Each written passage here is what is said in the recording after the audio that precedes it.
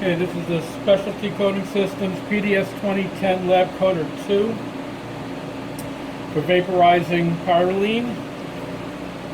All your controls here are on the front panel.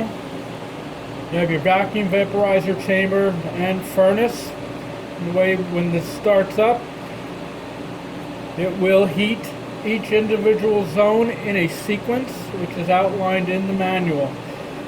As you can see, I'm at the max temperature now. It is actually at the point where it would be completing a run, but I wanted to show that it can reach these and control at these temperatures.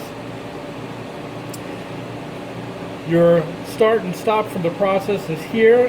When the process has finished, this will flash. There's an alarm switch here. If an alarm did go off in the event of a runaway zone or something, you can silence it by hitting that button. Behind the front panel is your access to where you would put in your boat of Parylene. Can't do that now because it's hot and under vacuum. This would swing open, you stick your boat in, close it up, and put the latch on.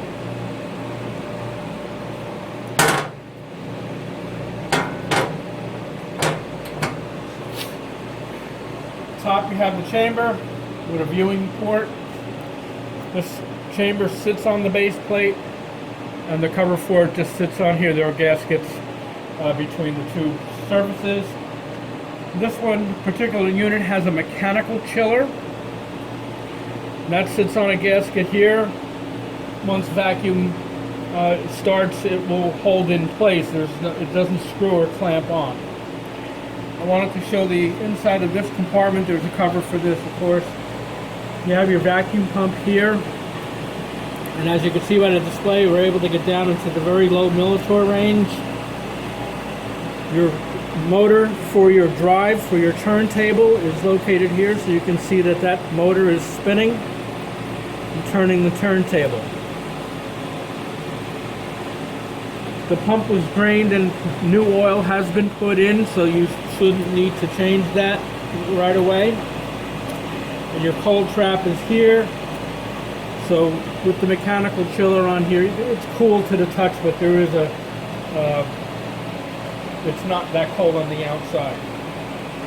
Your exhaust port from your vacuum comes here and goes out the rear. You should be connected to some type of exhaust system.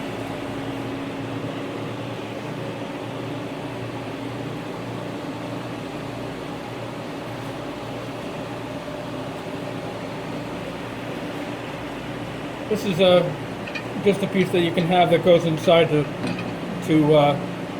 put substrates on. And here's your FlexiCool chiller. It's a mechanical chiller, as I said.